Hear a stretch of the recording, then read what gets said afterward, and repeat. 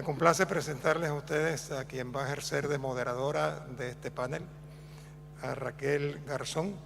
Ella es periodista cultural especializada en temas de análisis de opinión desde 1995. Es abogada por la Universidad de Buenos Aires, especializada en Derecho Empresarial, con un máster en periodismo de la Universidad Autónoma de Madrid.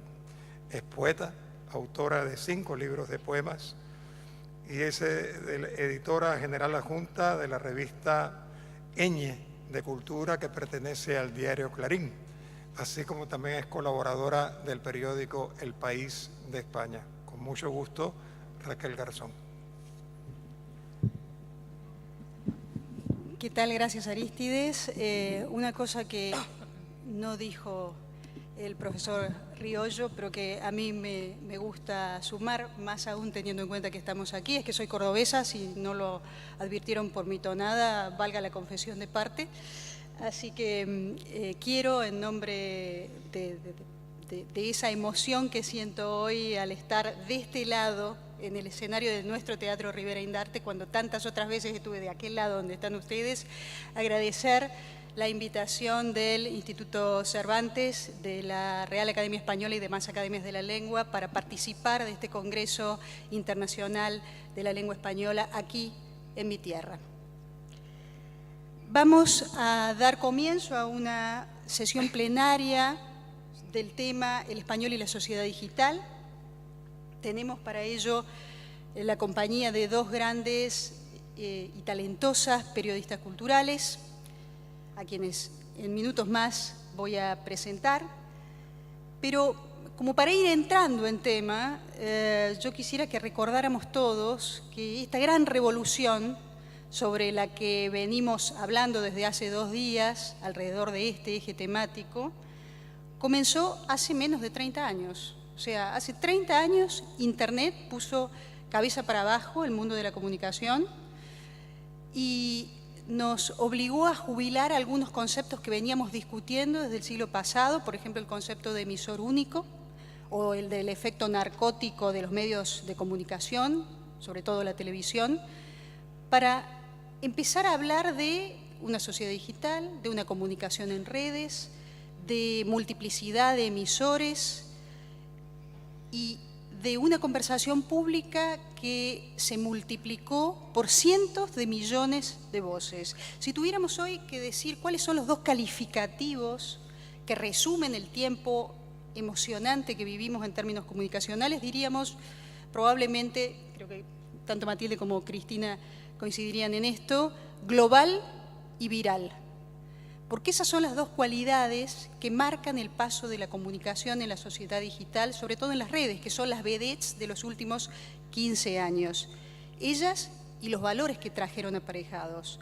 Más transparencia, una suerte de límite fluido entre lo que consideramos público y privado y un aumento exponencial de la información disponible en la web, no siempre de calidad y no siempre verificada.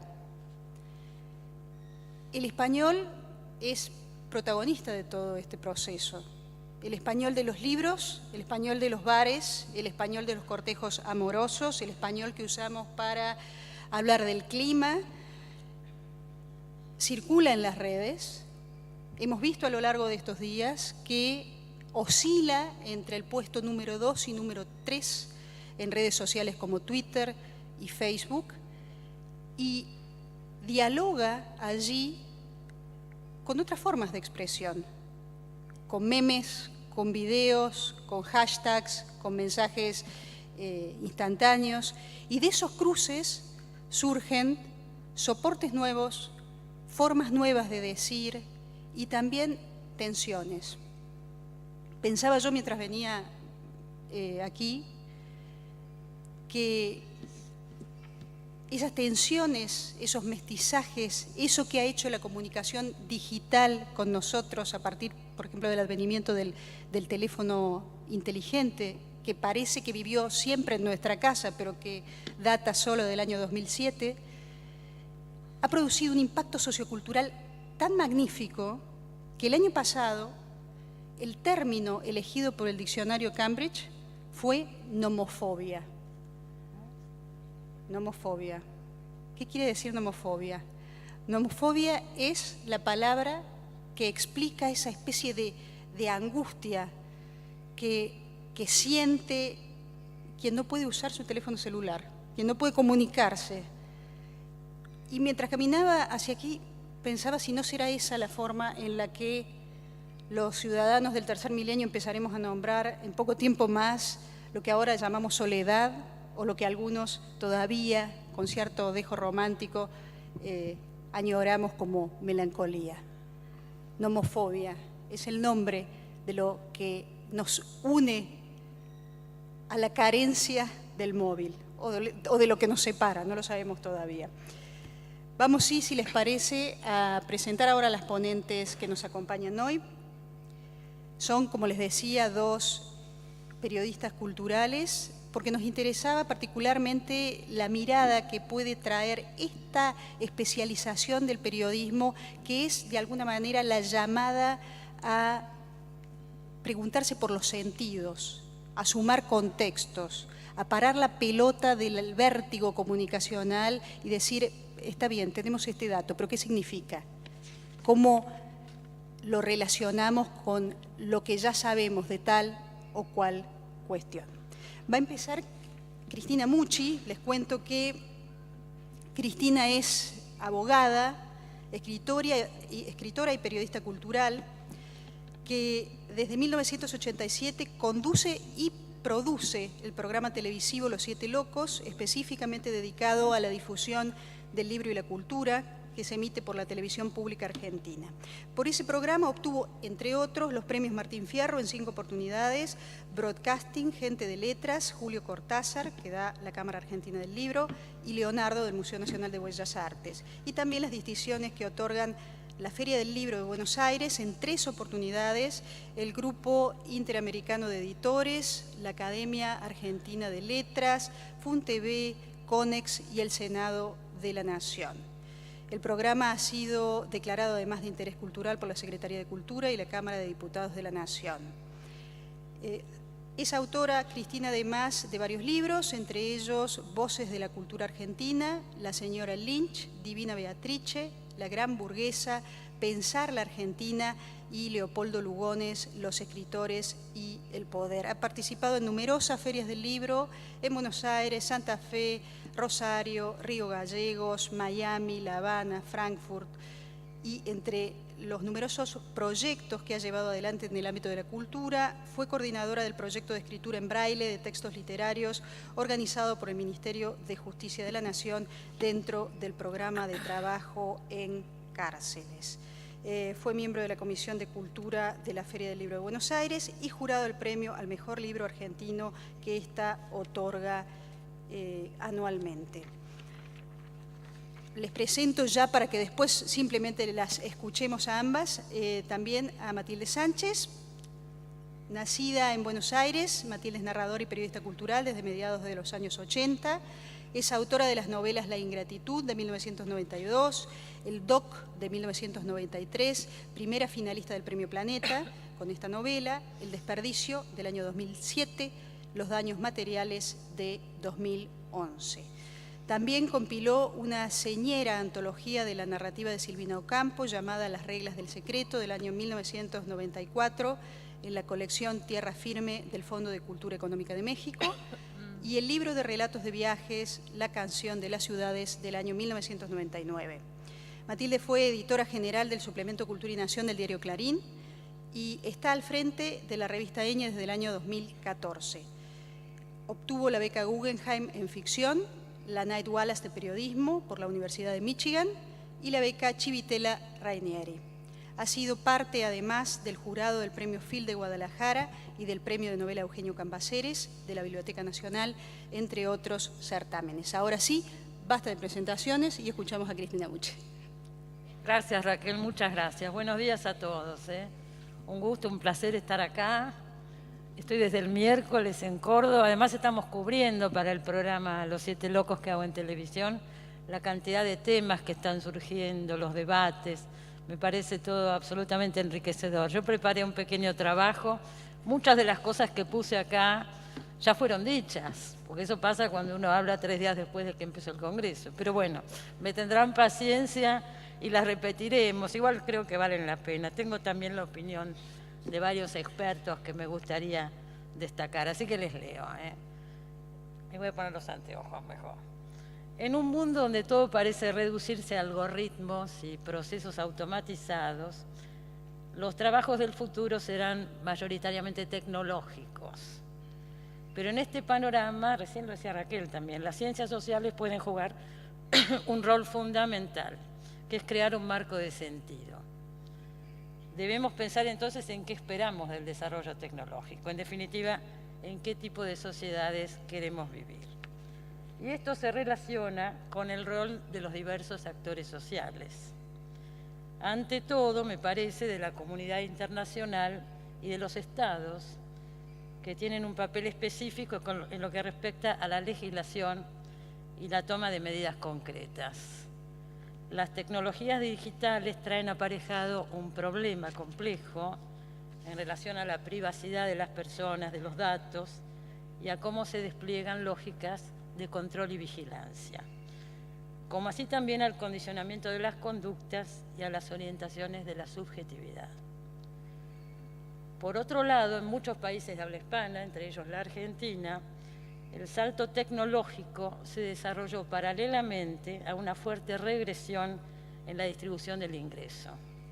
Por consecuencia, la sociedad digital encuentra un obstáculo serio en la falta de acceso o condiciones débiles de acceso de vastos sectores de la población.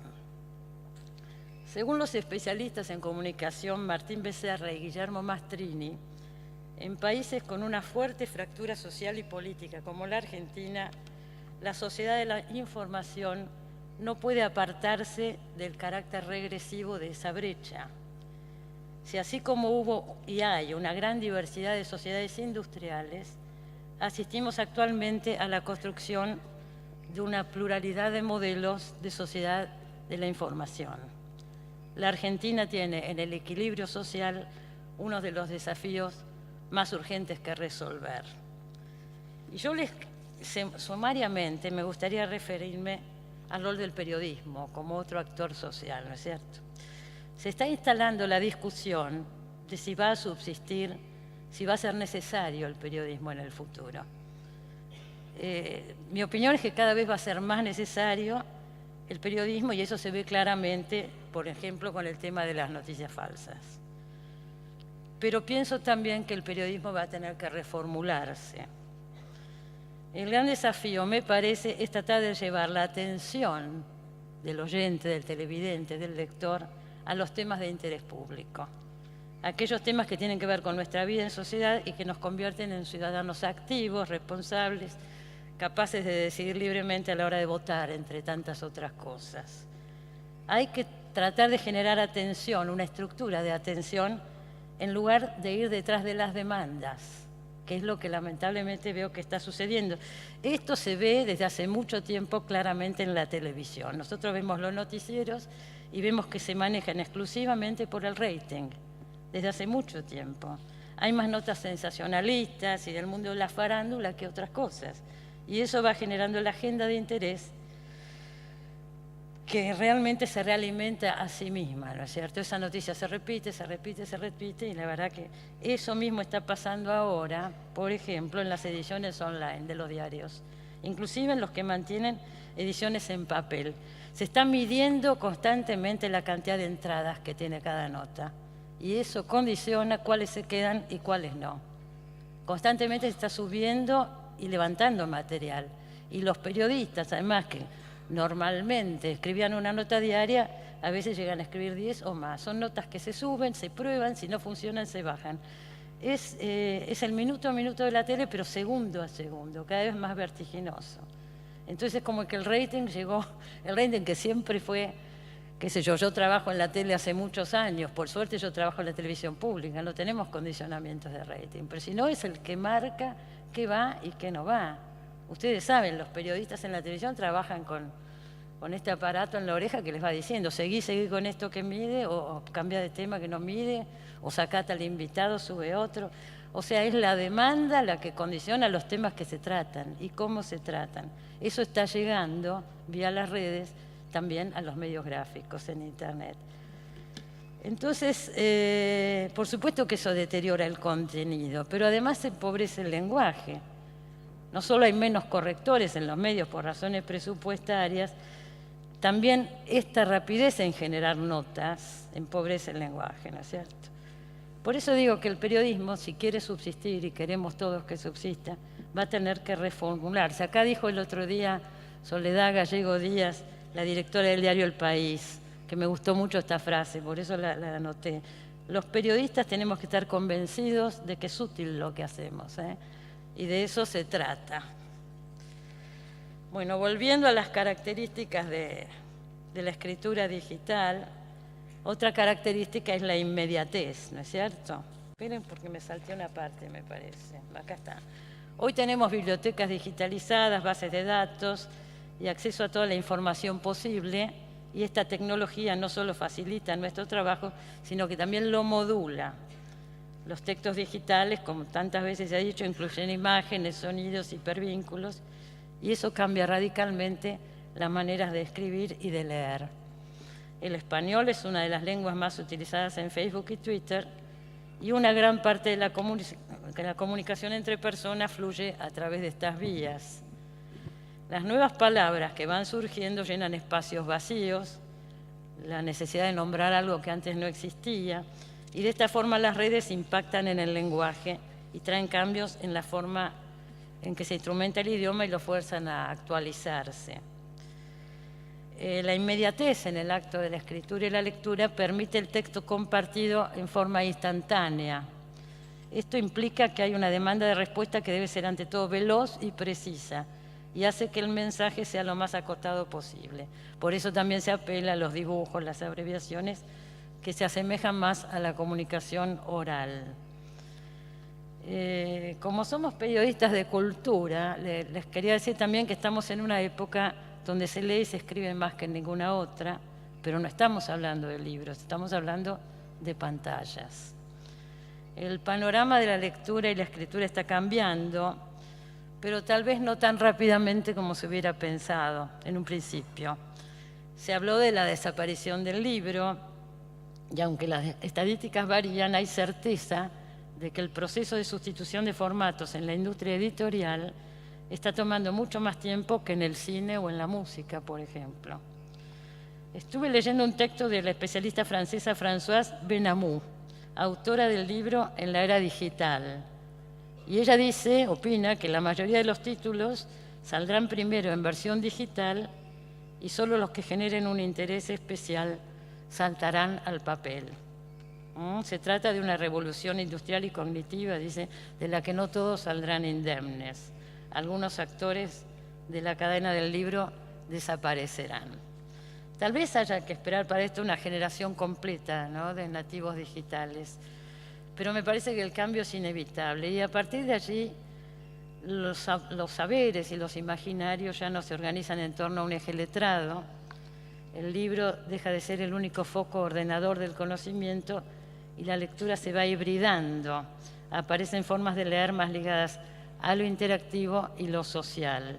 Y además leer dejaría de ser lo que la caracteriza plenamente a la lectura de libros, pienso yo, que es una acción privada, introspectiva, solitaria, y se convierte en un acto público y compartido. No sé, habrá géneros literarios que tal vez desaparezcan, no sabemos, y tampoco sabemos qué géneros vendrán. Hay una especialista en educación que se llama Roxana Morduchovics, que escribió el libro Los adolescentes del siglo XXI, basado en las conclusiones de una encuesta sobre consumos culturales del Ministerio de Educación. Y dice que los libros son los únicos bienes culturales que los chicos consideran viejos, posiblemente por su lectura lineal y en blanco y negro. Para los adolescentes, dice Morduchovics, los libros hoy solo están asociados con la escuela. Hablamos de una generación multimedia, no por la variedad de medios y tecnologías de los que disponen, sino porque las usan al mismo tiempo. Mientras ven televisión, hablan por celular, navegan por internet, escuchan música y hacen la tarea.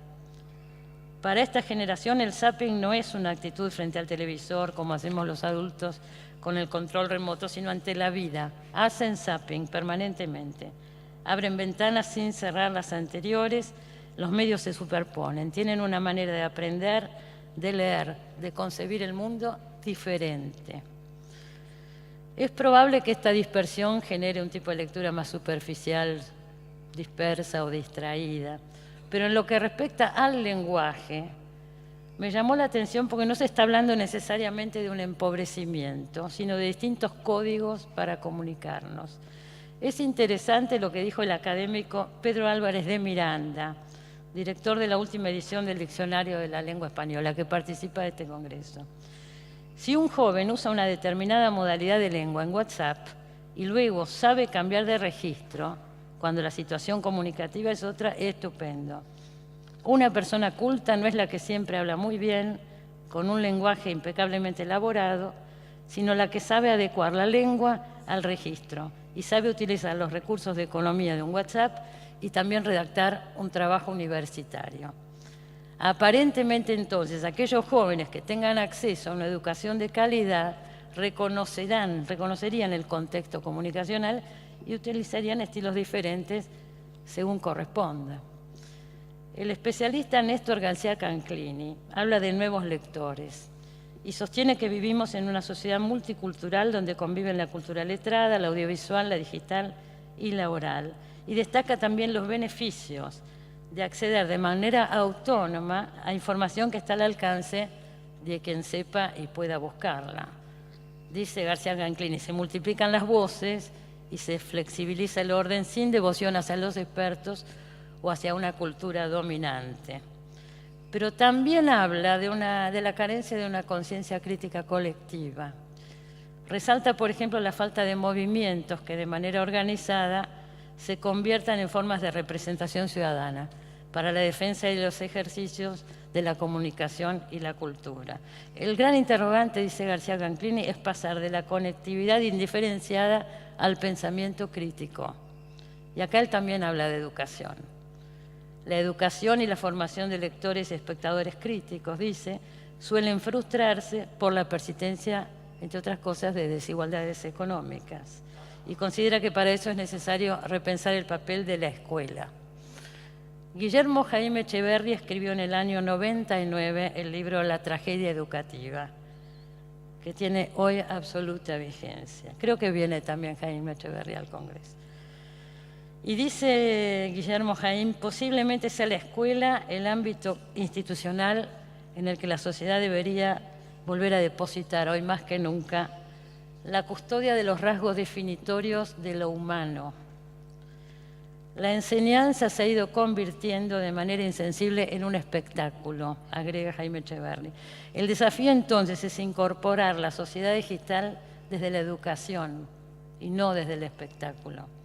La educación en valores democráticos, la educación como un derecho que nos corresponde como partes integrantes de una historia a la que pertenecemos. La idea de que al educarnos recibimos un legado, es a partir de allí que debemos incorporar la sociedad digital. Las palabras no son inocentes ni impunes, pensamos con palabras, dijo el premio Nobel José Saramago en el Congreso de la Lengua que se celebró en Rosario en 2004. Es imposible entonces hablar de la sociedad digital sin referirse a la situación que atraviesan muchas de nuestras sociedades hispanohablantes. La Argentina a lo largo de los años ha ido perdiendo algunas características que la destacaron desde su origen. No solo pudimos enorgullecernos de tener una escuela pública modelo que garantizaba la igualdad de oportunidades y el ascenso económico y social.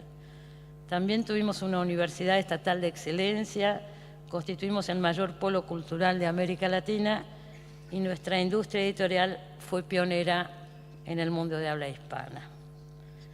Por distintas razones hemos ido perdiendo todo eso y hoy tenemos un índice de pobreza que supera el 30%. 31,3 exactamente, según el informe que la Universidad Católica Argentina presentó la semana pasada, donde habla de pobreza multidimensional, o sea, la pobreza medida por diferentes derechos sociales más allá del índice por ingreso. La alimentación, el acceso a la atención médica y medicamentos, los servicios básicos, agua corriente, red local, energía, la vivienda digna, el medio ambiente, el empleo y la seguridad social y los accesos educativos, como ser la inexistencia y el rezago educativo en la escuela media y en la escuela primaria. El estudio registró a las personas que sufren una o más de estas carencias para vivir en la Argentina. Mucho se habla de educación, pero la inversión en el área da cuenta del valor que se le otorga. Según el informe titulado El financiamiento educativo en la Argentina, balance y desafíos de cara al cambio de década, presentado por el Centro de Implementación de Políticas Públicas para la Equidad y Crecimiento, CIPEC, la inversión educativa nacional cayó entre un 9% entre 2016 y 2018, y de cumplirse el presupuesto de 2019, el retroceso llegará al 19%. El problema no es nuevo, ya lo dijo Jaime Echeverry hace unos años, en 2005. Se trata de la construcción de personas. Si no logramos que la mayor cantidad de gente tenga la mejor educación, la vida social no podrá ser sostenida. No nos bastarán los policías ni las rejas, porque no compartiremos los códigos entre nosotros. Y aunque no me gusta la palabra caridad, prefiero reemplazarla por justicia, quiero cerrar con una frase de Domingo Faustino Sarmiento que también repite Jaime Echeverry. Si no los quieren educar por caridad, al menos háganlo por miedo. Muchas gracias a todos.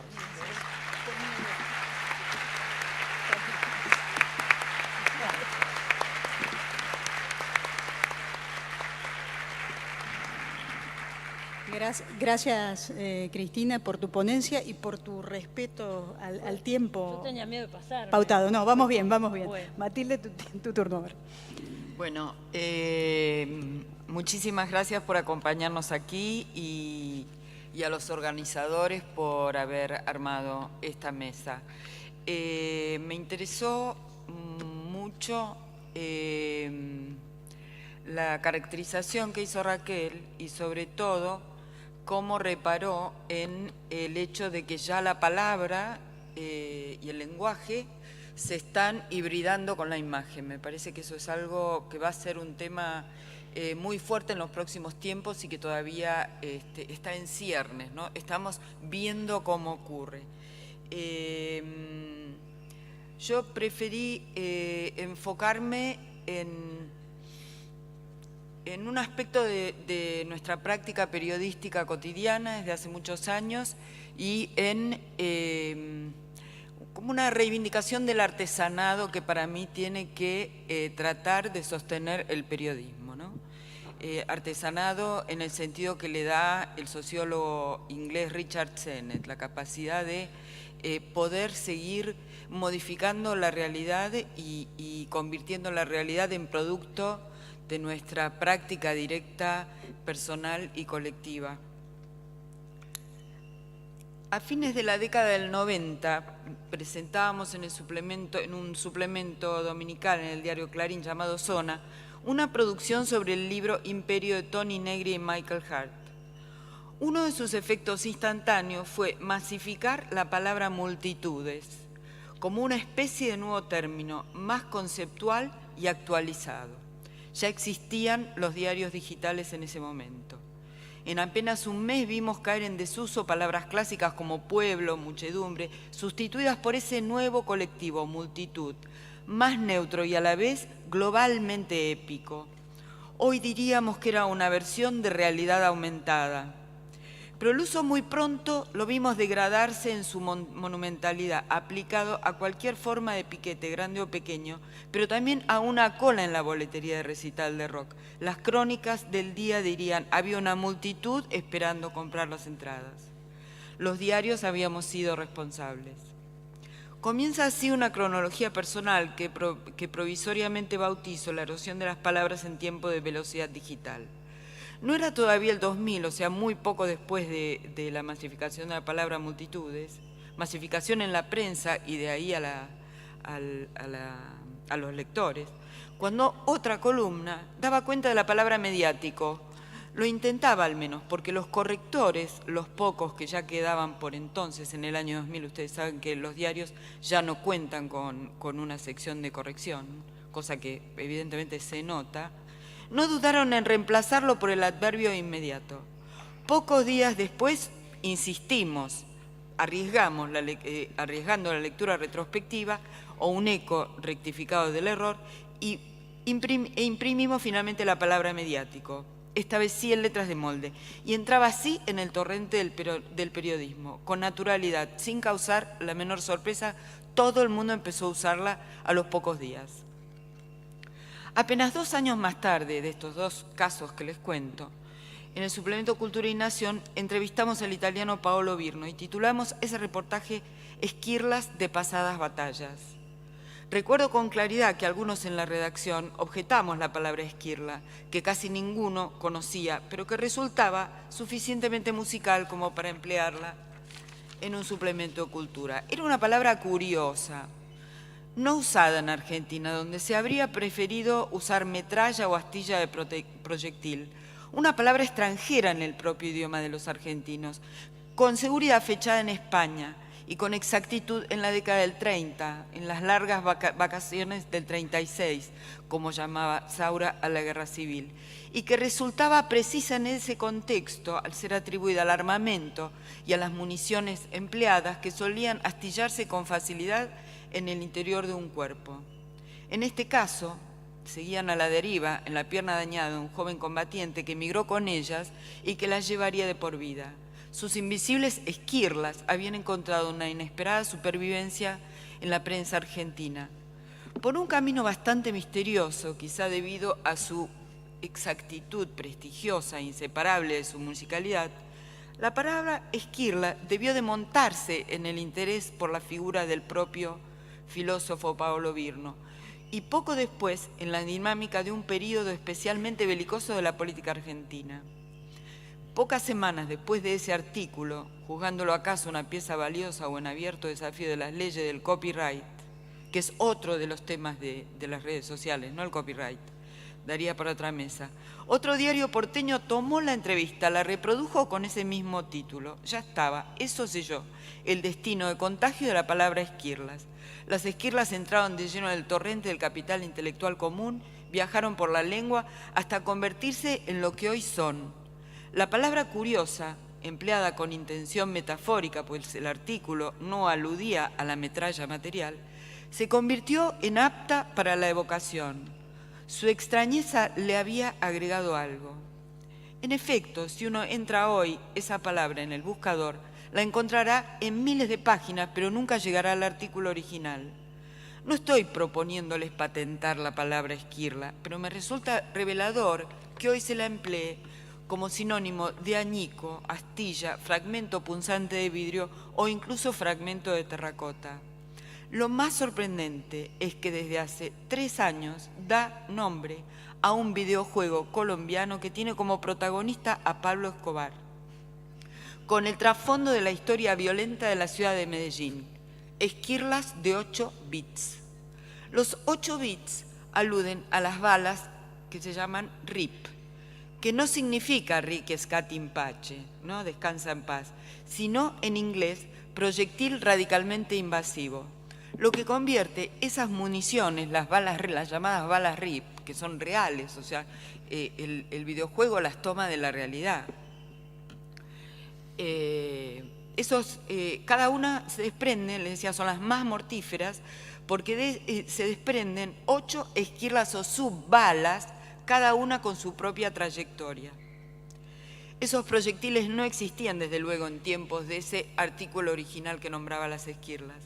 A través de un contenido digital en un soporte electrónico, un videojuego, esa palabra propia de la España de los años 30 conectó con las generaciones más jóvenes y sus pantallas, y se hibridó con el inglés y con la unidad mínima de información. La esquirla se había convertido en un bit. La palabra esquirla, como les digo, fue mi primer objeto de experiencia directa con el laboratorio de la popularización anónima del lenguaje. Así pude seguir en tiempo real, desde el diario, el modo en que otras palabras se van convirtiendo en términos de uso habitual y se erosionan muy rápido al rodar en las redes sociales y quedar reducidas en poco tiempo a clichés de uso, perdía toda su aura.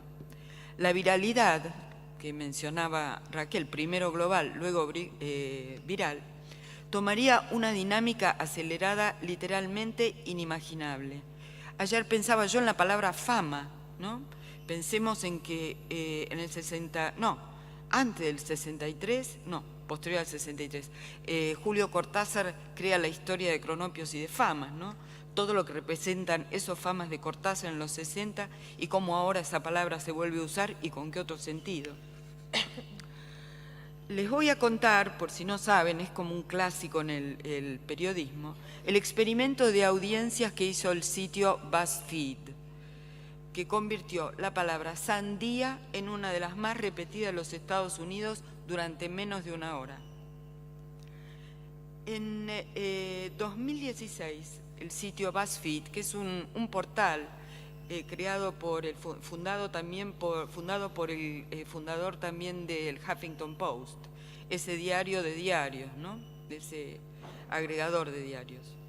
Y su asociado Facebook Live subieron una experiencia en vivo en la que 2 asistentes vestidos con guardapolvos de falsos científicos calzaban más de 600 banditas elásticas en el centro de una sandía, marcándole una especie de cintura, digamos, durante 45 minutos para verla estallar en vivo. En el último minuto del video, la sandía estallaba, fin del video y de la pseudonoticia. Sus creadores explicarían más tarde que solo se proponían mensurar la cantidad de público que podía constituirse simultáneamente en una red social sin que ésta colapsara. O sea, piensen en las audiencias de hoy, este fue un experimento de hace 3 años nada más. De hecho, Facebook casi se rompe. La experiencia fue seguida por 800.000 usuarios en su momento pico, usuarios de todo el mundo. Hasta entonces era la mayor audiencia de streaming de una red social en la historia.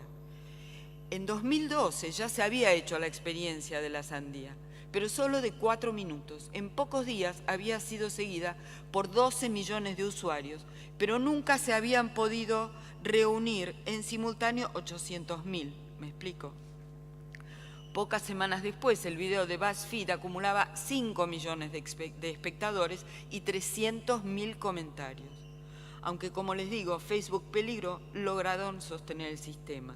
El propósito del experimento también era ver cuántos usuarios que entraban a ver la sandía pasaban después a leer otra noticia de ese mismo sitio, cuántos se quedaban en el sitio y medir la permanencia, lo que Cristina Mucci señalaba con lo que se conoce como métricas, ¿no?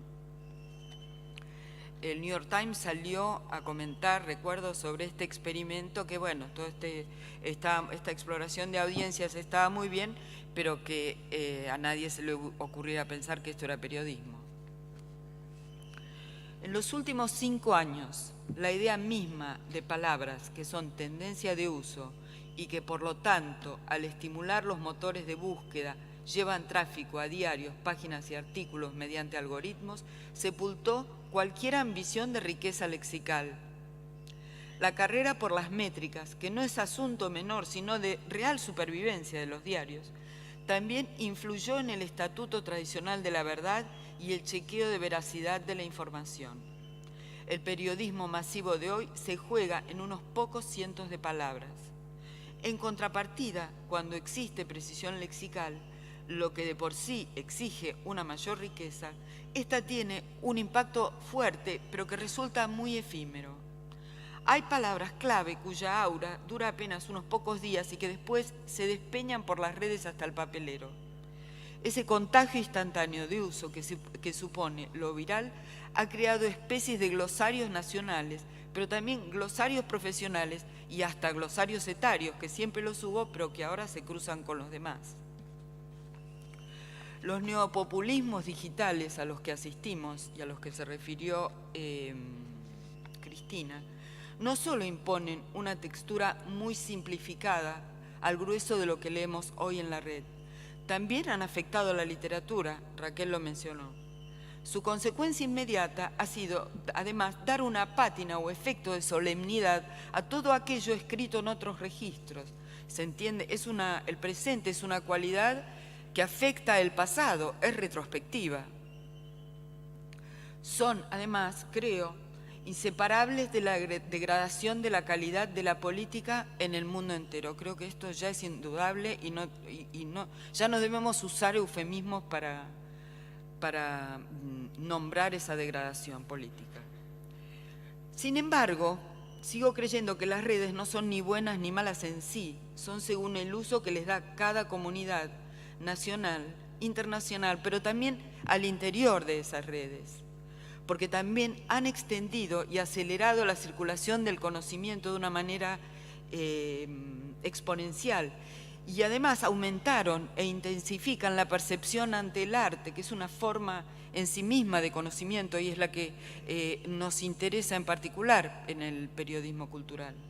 Yo creo que amplificaron la percepción ante el arte, ¿sí?, de personas sin formación en historia del arte. Esto se logró en un periodo muy breve y de un modo que no habríamos juzgado posible, fuera de la educación formal. Si el filósofo Gilles Deleuze observaba en los años 70 que la invención del cine creó nuevas sinapsis o conexiones neuronales, podemos calcular lo que está haciendo en el cerebro esta duplicación virtual del mundo a la que asistimos. Así tenemos otra vez otra palabra curiosa, con su propio desgaste. Lo virtual explicaba ese nuevo mundo, pero ha dejado de emplearse por completo. Todavía es temprano para saber qué consecuencias de larga duración tendrán los algoritmos en nuestra memoria y en el castellano, en el que la hibridación con el inglés parece ya irresistible. Recordemos el pequeño circuito de las esquirlas y los bits. La simplificación de lo masivo impuso al mismo tiempo un matiz hiperbólico. A mayor rusticidad conceptual, mayor énfasis. Quisiera observar por un momento cómo esa simplificación en algunos casos provino de los requisitos planteados por otras disciplinas y por los desarrollos de la prensa gráfica al calor de la revolución digital. Esas evoluciones trajeron ventajas a la palabra en términos de expansión y distribución igualitaria. Pienso sobre todo en la masiva modernización de los diarios en América Latina, en sintonía con el surgimiento de los diarios digitales a mediados de los 90, entre los 90 y el 2000. Pienso en la simultánea expansión de contenidos que representó la primera década de una Internet que conservaba su original orientación académica más que comercial. Pero muy pronto ejercieron estos nuevos desarrollos de la prensa gráfica una sumisión difícil de resistir para los editores. A mediados de los 90 comienza lo que se llamaban las redacciones, la dictadura de la diagramación.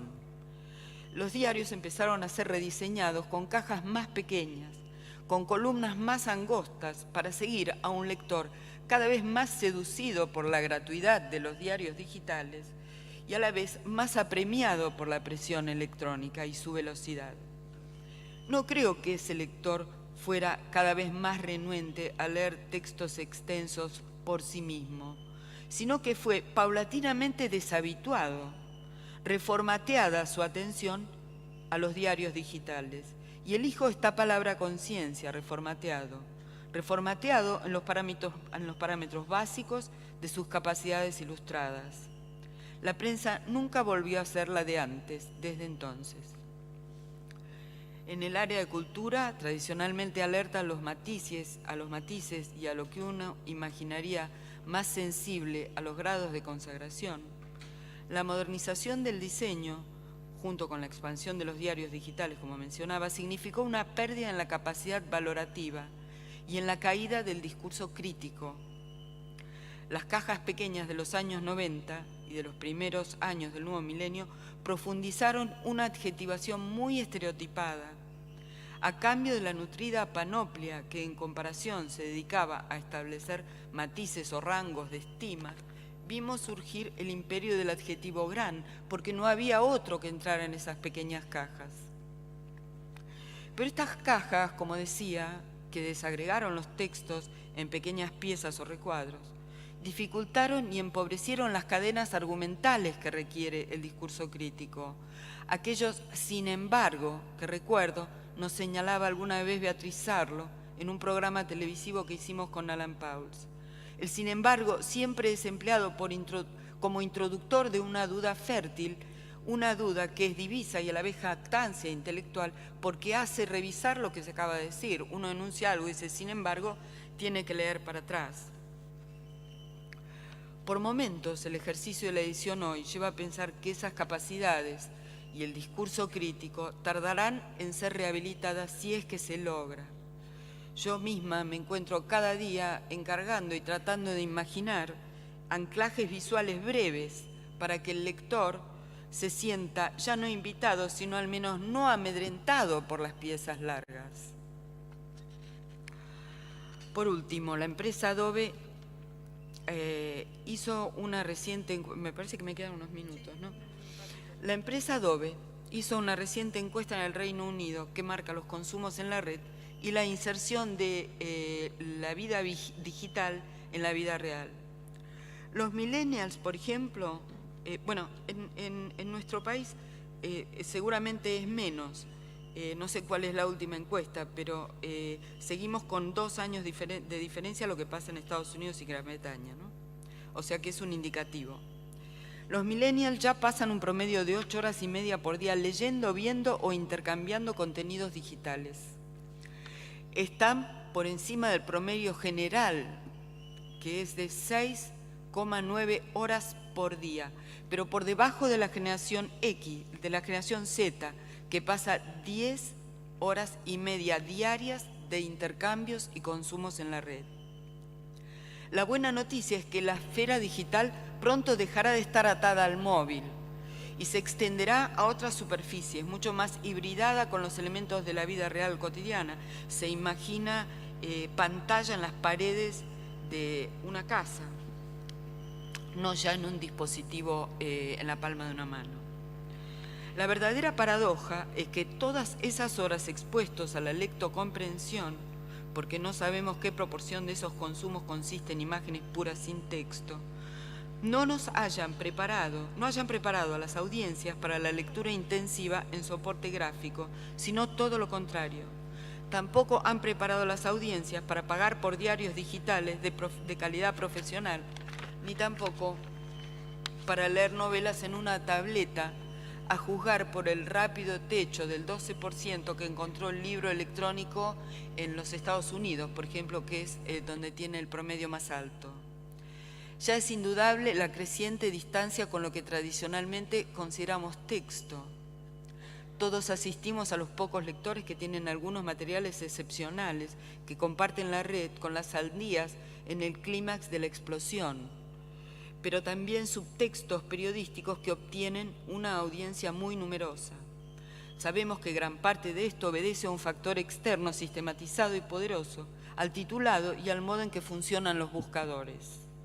Hoy día estos han creado ya su propia nomenclatura, es lo que decía Cristina Mucci, y hasta un género periodístico, las agencias de artículos SEO, que significa optimizadores de motores de búsqueda. Google, que hoy es el amo de nuestra atención lúcida y nuestro bibliotecario de facto, quien dice bibliotecario dice censor, muestra títulos y etiquetas que no exceden los 50 o 60 caracteres. Si uno mantiene los títulos por debajo de los 60 caracteres, tiene muchas más chances de que el título aparezca completo y no cortado en una versión ininteligible o equivocada. Por otra parte, esto no exige solamente un límite de caracteres precisos. Volvemos entonces a la caja pequeña del rediseño de los años 90. Ya termino. Vale la pena recordar que los editores y periodistas ya nos estamos manejando más allá de las palabras, con fracciones de sentido, con el valor de cada letra en el espacio. Por ejemplo, las letras I y L ocupan menos espacio que la M o la W, que es la letra más ancha y afortunadamente poco recurrente en nuestro idioma. Y no debemos olvidar que Google, en verdad, no usa letras ni caracteres, sino una caja total de unos 600 píxeles.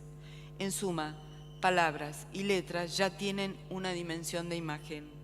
¿Podemos seguir hablando de leer en estos casos o nos está faltando otro neologismo que dé cuenta de la transformación de la palabra en emoji o pictograma? Gracias.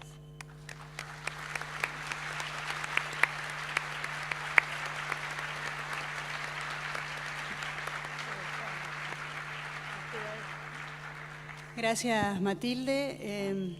De las ponencias tuya y de Cristina han quedado muchos temas para seguir conversando en los cafés, porque el tiempo nos corre. Me quedé con la imagen esta de la erosión de las palabras que de alguna manera vertebra toda tu ponencia, y recordaba yo que Ricardo Piglia, vamos a mencionar a un escritor porque de palabras y de buenas palabras se trata, decía siempre que los cambios tecnológicos habían ocasionado siempre cierto resquemor, cierta duda a los contemporáneos que veían que ante el teatro venía el cine y después al cine lo corría la televisión y después a la televisión la corría el streaming. Y él decía, con un ánimo optimista que yo comparto y que creo que compartimos las que estamos acá porque seguimos haciendo periodismo cultural, que en realidad no había que tener un espíritu triste ni de velorio en relación con el arte que parecía en apariencia superada por la tecnología, que era una buena y mejor oportunidad para que ese arte se volviera más artística. Yo creo que eso está bien y podríamos reivindicarlo como bandera para seguir perseverando en el ejercicio de un periodismo cultural muy orgulloso de su amor por las buenas palabras, más allá de las maquetaciones y de los vértigos que las redes nos impongan. Nos estamos yendo casi, pero Arístides quería cerrar esta mesa agradeciéndoles por supuesto su atención. No, más bien somos nosotros los que agradecemos la presencia de todos ustedes aquí. Y les digo algo, cuando uno viene a la Argentina, pero cuando uno también está fuera de la Argentina y lee autores argentinos y los escucha en distintos foros internacionales, uno se da cuenta de algo. La Argentina tiene problemas como lo tienen todos los países del mundo, pero el problema de Argentina no es precisamente la educación. Muchísimas gracias a Matilde, a Cristina y a Raquel, y gracias a todos ustedes por haber venido aquí en la mañana.